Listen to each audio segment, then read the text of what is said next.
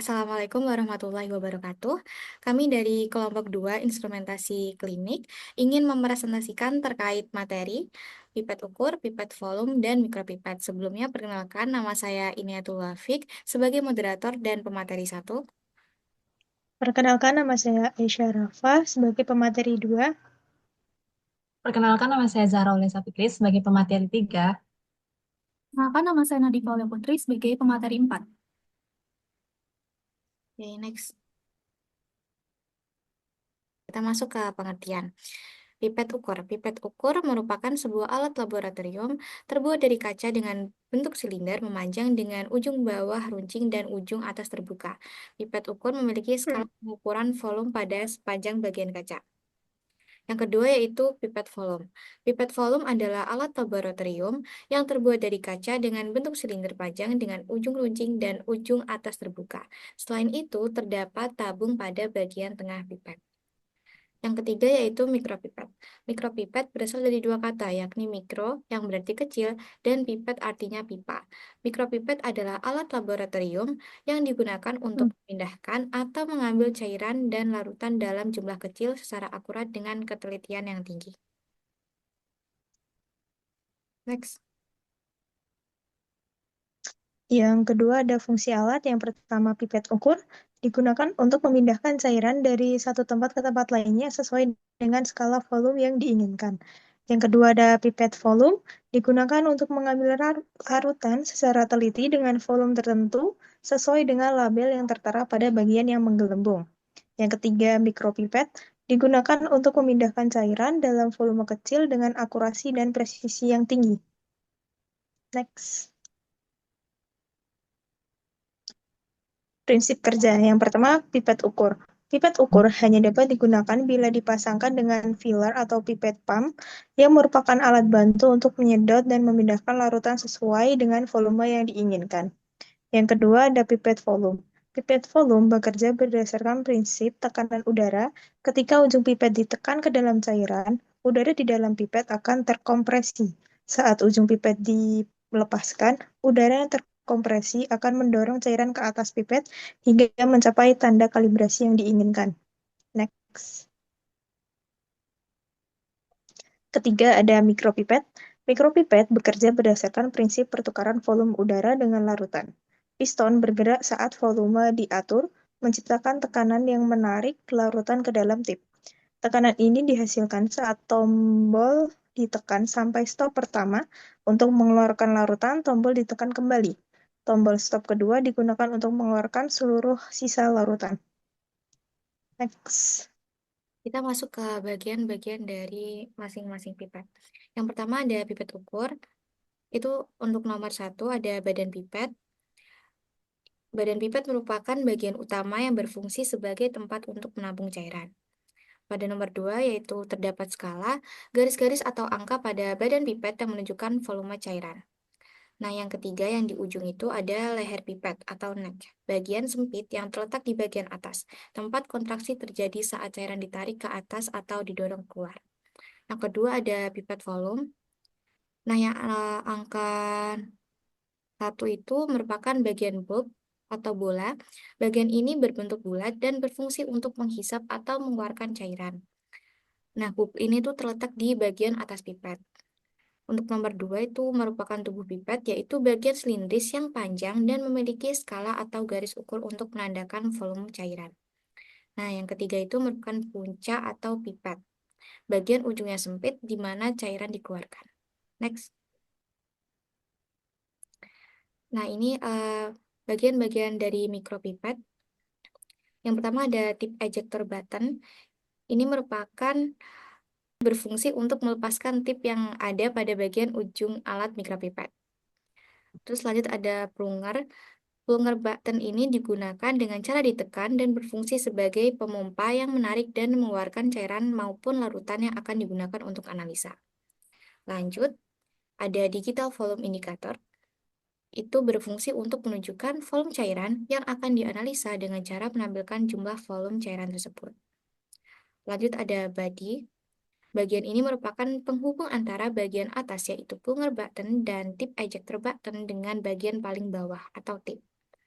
Nah, yang di ujung itu paling bawah merupakan disposable tip atau tempat menempelkan tip mikropipet. Cara kerja pipet ukur. Yang pertama, pastikan pipet ukur dalam keadaan yang bersih. Sebelum digunakan, pastikan pipet ukur bebas dari debu, residu larutan, atau kontaminasi lainnya. Yang kedua, pasang pipet filler atau karet penghisap. Pipet filler adalah alat yang digunakan untuk menghisap atau mengeluarkan cairan dari pipet ukur secara aman. Yang ketiga, masukkan ujung pipet ukur ke dalam larutan yang akan diukur. Pastikan larutan menyentuh ujung pipet agar cairan dapat terhisap dengan sempurna. Tekan pipet filler hingga cairan mulai naik ke dalam pipet. Larutan harus dihisap hingga mendekati garis ukur atau meniskus. Yang keempat, biarkan larutan mengalir perlahan hingga mencapai garis ukur. Setelah larutan mencapai tanda garis ukur, lepaskan tekanan pada pipet filler secara perlahan untuk menyesuaikan volume larutan dengan tanda meniskus bawah. Yang kelima, angkat pipet ukur secara perlahan dan tahan di posisi stabil. Yang keenam, tuangkan larutan ke dalam wadah lain, misalnya tabung reaksi atau gelas kimia. Tuangkan larutan secara perlahan hingga habis. Setelah digunakan, cuci kembali pipet ukur. Next. Cara kerja pipet volume. Yang pertama, pasangkan bola hisap ke ujung pipet volume. Yang kedua, kempiskan bola hisap dengan menekan tombol A. Hal ini bertujuan untuk menciptakan ruang sehingga cairan dapat terhisap dengan mudah ketika bola hisap dilepaskan. Yang ketiga, bilas pipet volume menggunakan Aquades. Yang keempat, bilas pipet volume menggunakan larutan yang akan digunakan. Yang kelima, buang isi bilasan tersebut. Pastikan pipet benar-benar kosong sebelum mengisi larutan sampel yang akan diukur. Yang keenam, masukkan ujung pipet ke dalam larutan, lalu tekan tombol S pada bola hisap untuk menghisap cairan hingga sedikit melebihi garis tanda batas. Setelah itu, lepaskan cairan perlahan hingga tanda meniskus bawah sejajar dengan garis batas. Yang ketujuh, pindahkan larutan ke atau wadah lain. Next. Cara kerja mikropipet. Yang pertama, pasang tip sesuai dengan ukuran mikropipet, yaitu ada blue tip 100 sampai 1000 mikroliter, kemudian ada yellow tip 10 sampai 100 mikroliter. Pasang tip di ujung mikropipet dengan menekannya hingga terpasang erat. Yang kedua, tekan plunger hingga tekanan pertama. Plunger adalah tombol pengontrol pada mikropipet. Tekan plunger hingga tekanan pertama untuk menentukan volume cairan yang akan diambil. Jangan menekan terlalu keras agar cairan tidak terhisap berlebihan. Yang ketiga, masukkan tip cairan dan lepaskan plunger perlahan. Yang keempat, pindahkan cairan ke wadah yang disiapkan. Yang kelima, tekan plunger hingga tekanan kedua. Yang keenam, pastikan cairan dalam tip benar-benar habis. Periksa ujung tip untuk memastikan tidak ada cairan yang tersisa. Yang ketujuh, tekan tip ejector untuk membuang tip. Next. Ya, kita masuk ke jenis-jenis pipet. Yang pertama itu ada pipet ukur. Yang pertama ada pipet ukur. Pipet ini memiliki skala pengukuran yang tertera di sepanjang badan pipet, memungkinkan pengguna untuk mengukur berbagai volume cairan. Yang kedua, ada pipet ukur tetap. Pipet ini dirancang untuk mengukur volume tertentu yang tidak dapat diubah. Yang ketiga, ada pipet serologis. Pipet ini biasanya terbuat dari plastik dan memiliki skala yang lebih panjang, memungkinkan pengukuran volume yang lebih besar.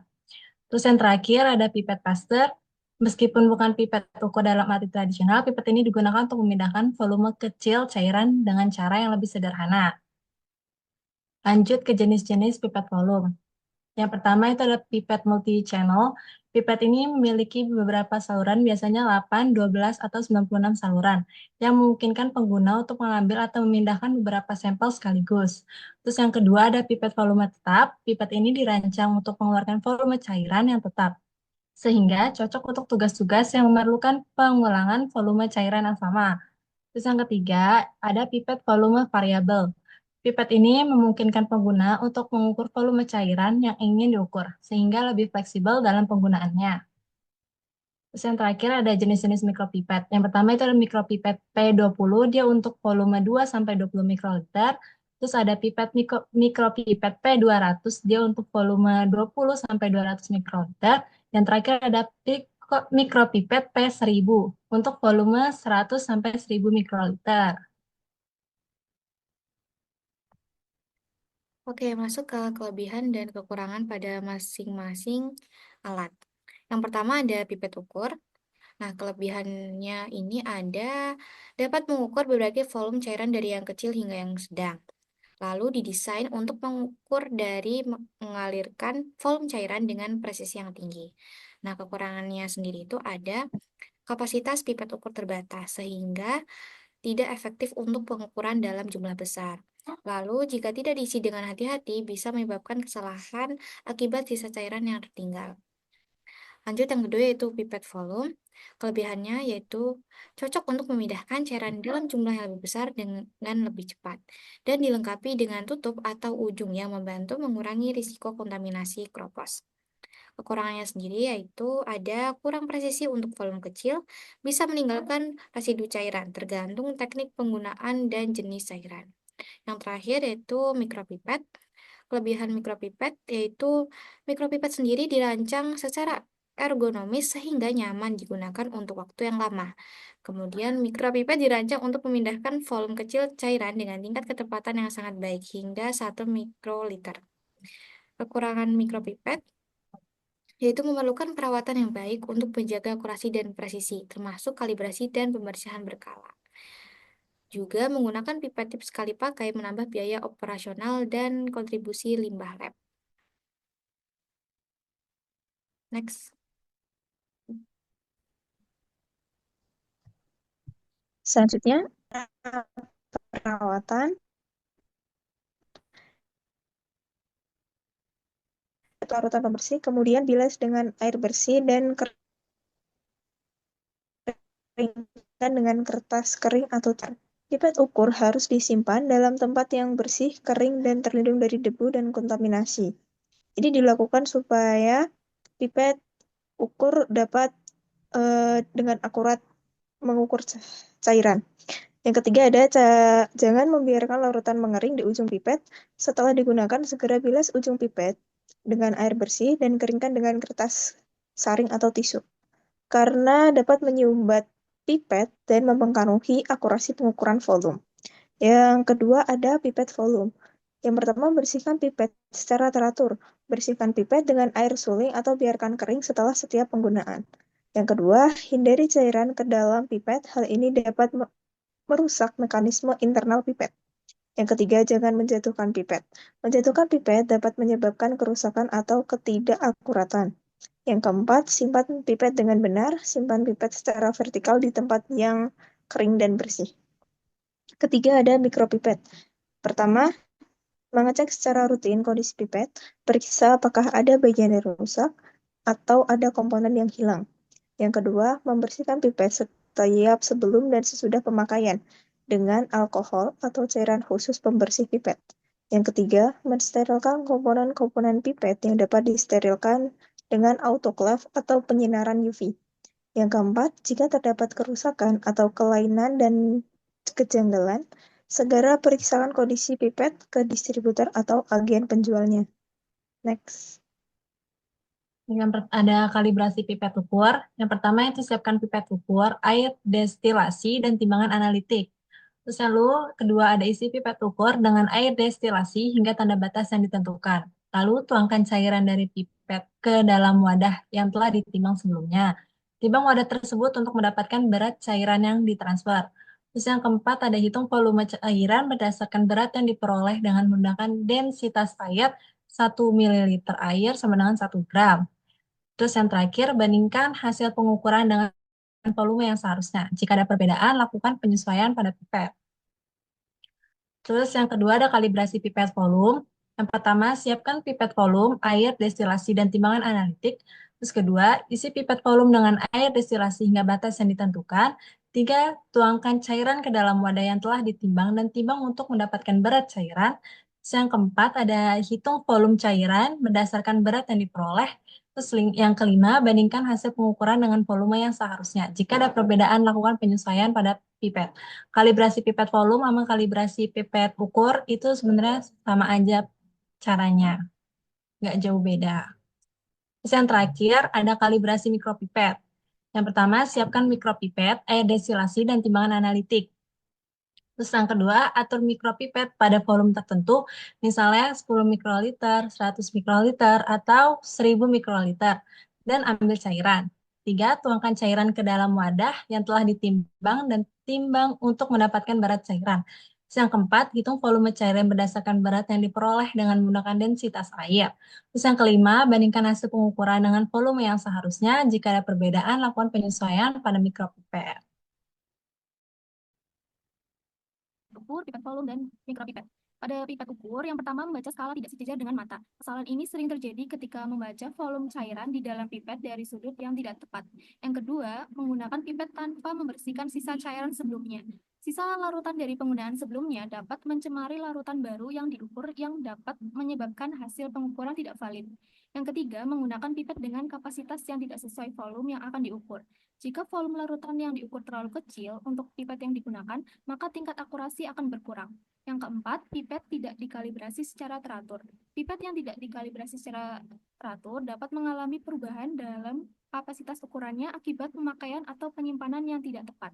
Yang kelima, tidak menggunakan pipet filler. Jika mencoba menghisap cairan menggunakan mulut, hal ini sangat berbahaya karena dapat menyebabkan inhalasi zat kimia beracun atau infeksi dari sampel biologis. Pada pipet volume, yang pertama, mengisi pipet tidak sesuai dari tanda batas. Jika cairan diambil kurang atau melebihi tanda batas, maka volume yang digunakan dalam pengukuran tidak akan akurat. Yang kedua, mengudara dalam pipet dapat menyebabkan volume cairan yang terambil lebih sedikit dari yang seharusnya ujung pipet keluar. Beberapa mungkin mencoba meniup sisa cairan dari ujung pipet agar semua cairan keluar. Hal ini salah karena pipet volume dirancang untuk meninggalkan sedikit sisa cairan yang tidak dikeluarkan sesuai dengan volume yang dikalibrasi. Jika cairan dipaksa keluar, maka volume yang dipindahkan akan lebih besar dari yang diharapkan, sehingga menyebabkan kesalahan dalam pengukuran. Yang keempat, menggunakan pipet yang sama untuk cairan yang berbeda tanpa mencuci terlebih dahulu. Jika pipet digunakan untuk mengukur beberapa jenis larutan tanpa dicuci, maka dapat terjadi kontaminasi silang. Yang kelima, mengalirkan cairan terlalu cepat atau tidak menyentuh ujung pipet ke dinding wadah. Saat menuangkan cairan, jika dilakukan terlalu cepat, maka bisa terjadi percikan atau volume yang tidak akan akurat. Pada mikropipet, yang pertama, kesalahan kedalaman pencelupan ujung tip. Jika ujung tip dimasukkan terlalu dalam ke dalam larutan, ada risiko cairan masuk ke dalam poros mikropipet yang dapat merusak alat. Yang kedua, kesalahan sudut pemipetan. Mikropipet harus digunakan dengan sudut sekitar tidak lebih dari 20 derajat terhadap larutan. Yang ketiga, penyaluran dan ritme yang tidak konsisten. Jika tekanan plunger ditekan atau dilepaskan dengan kecepatan yang tidak konsisten, volume yang terambil bisa berbeda-beda dan hal ini sering terjadi jika tidak terbiasa menggunakan mikropipet. Yang keempat, tidak melakukan pembilasan awal. Sebelum mengambil sampel, sebaiknya mikropipet dibilas terlebih dahulu. Hal ini bertujuan untuk mengondisikan tip dengan larutan, sehingga volume yang diambil lebih akurat dan tidak dipengaruhi oleh sisa cairan sebelumnya. Yang kelima, mengulang menekan dengan kasar ketika memasang tip. Jika ditekan dengan kasar, bisa merusak mikropipet atau menyebabkan kebocoran udara yang berakibat pada volume yang tidak akurat. Yang keenam, melakukan tekanan melebihi hambatan pertama atau first stop saat mengambil cairan. Yang ketujuh, tidak memberikan jeda tunggu saat menarik atau menghisap cairan. Yang kedelapan, meletakkan mikropipet dalam posisi horizontal saat masih ada cairan di dalam tip. Mikropipet harus selalu disimpan dalam posisi tegak saat masih berisi cairan. Jika diletakkan secara horizontal,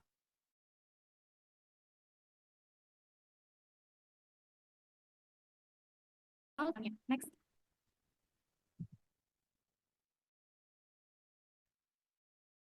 Baik, selanjutnya ada hal pipet volume itu sama.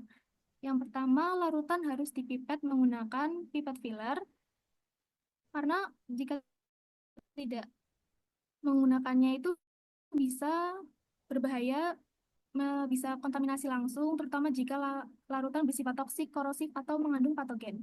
Yang kedua, saat menggunakan volume larutan, letakkan pipet sejajar dengan mata. Jika posisi mata tidak sejajar dengan tanda meniskus cairan, pembacaan volume bisa meleset. Yang ketiga, tidak ada gelembung udara yang terperangkap. Gelembung udara dalam pipet dapat mengurangi volume cairan yang terambil sehingga hasil pengukuran menjadi tidak akurat. Yang keempat, Jika pada ujung masih terdapat cairan, maka jangan ditiup. Yang kelima, pada saat pembacaan skala, posisi cairan dalam kondisi tenang atau tidak bergerak. Yang keenam, larutan yang diambil tidak dalam kondisi panas. Larutan panas dapat menyebabkan ekspansi cairan yang mempengaruhi volume sebenarnya. Kemudian hal-hal yang harus diperhatikan dalam penggunaan mikropipet. Yang pertama, selalu gunakan mikropipet sesuai skala, volume larutan yang ingin dipindahkan, dan tip yang sesuai. Yang kedua, posisi mikropipet harus selalu tegak pada saat digunakan. Jangan pernah meninggalkan mikropipet pada posisi mendatar saat tip terisi. Yang ketiga, jangan pernah memaksa menekan tombol mengatur volume apabila sulit ditekan. Yang keempat, tidak boleh ada cairan yang sampai masuk ke bagian dalam mikropipet. Yang kelima, hindari penggunaan mikropipet tanpa tip di ujungnya. Yang keenam, membersihkan mikropipet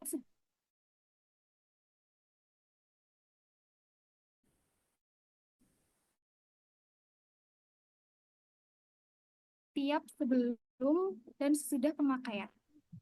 Next. Yang selanjutnya ada review jurnal. Itu kami memakai 2 jurnal untuk membuat PPT ini. Yang pertama itu ada tentang judul dan metodenya, pengenalan alat dalam praktikum biologi molekuler, serta pengenalan langsung terhadap alat-alat yang digunakan dalam biologi molekuler, di antaranya mikropipet, centrifuge, thermosealer, atau PCR machine. Lalu yang kedua itu adalah judul dan metode tentang analisis kesehatan dalam menggunakan alat ukur pada mahasiswa program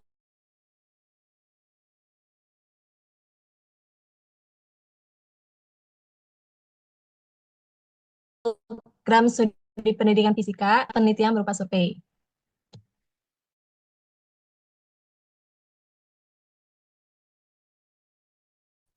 Terima kasih teman-teman atas perhatiannya. Semoga materi yang kami sampaikan dapat memberikan manfaat. Wassalamualaikum warahmatullahi wabarakatuh.